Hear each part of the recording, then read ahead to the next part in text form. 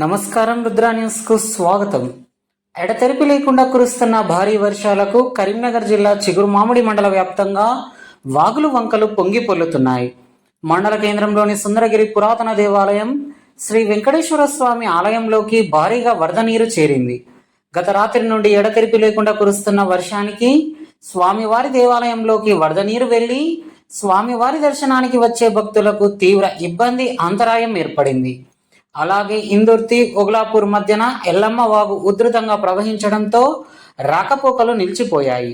అదేవిధంగా రేకొండ గ్రామంలో తొక్కుడుబండ వాగు ఉధృతంగా ప్రవహించడంతో రేకొండ టు ఎక్లాస్పూర్ కు రాకపోకలు నిలిచిపోయాయి. అలాగే రేకొండ మొగిలిపాలెం గ్రామాల మధ్యలో ఉన్న వాగు ప్రవహించడంతో రాకపోకలు నిలిచిపోయాయి. సుందరగిరి గ్రామంలో కొమటికుంట మత్తడి దూకుతుంది. దీంతో కరీంనగర్ నుండి చిన్నములకనూరు, ఇందుర్తి మీదుగా ఒగలాపూర్, కోహెడ వెళ్లడానికి ప్రయాణికులు, వాహనదారులు తీవ్ర ఇబ్బందులు ఎదుర్కొంటున్నారు. పోలీస్ శాఖ, రెవెన్యూ సిబ్బంది ప్రమాద హెచ్చరికలు జారీ చేసి ప్రమాదంగా ఉన్న వాగుల, కుంటల వైపు వెళ్లకూడదని, ప్రజలంతా జాగ్రత్తగా, అప్రమత్తంగా ఉండాలని సూచించారు. ఇంకో 2 రోజులు భారీ వర్షాలు ఉన్నందున ప్రజలంతా అప్రమత్తంగా ఉండాలని, అత్యవసరం ఉంటేనే బయటకు రావాలని, అలాగే వాగులు, వంకలు, కుంటలు పొంగి పొర్లుతున్నందున వాహనదారులు ఆగం జగన్నాథ